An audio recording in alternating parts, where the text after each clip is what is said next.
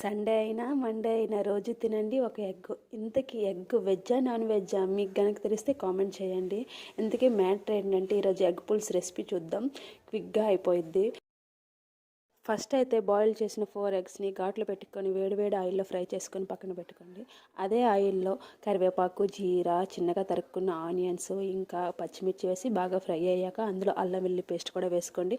అది కూడా పచ్చివాసన పోయాక టమాటా వేసుకొని దాన్ని కూడా ఫ్రై అయ్యాక అందులోనే ఉడకబెట్టిన గుడ్లు, ఉప్పు, కారం, మసాలాలు అన్నీ వేసుకొని బాగా ఫ్రై చేసుకోండి.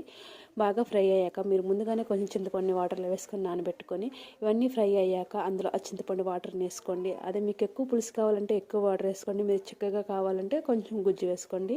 అవన్నీ వేసుకుని బాగా బాయిల్ అవ్వనివ్వండి ఒక 10 మినిట్స్.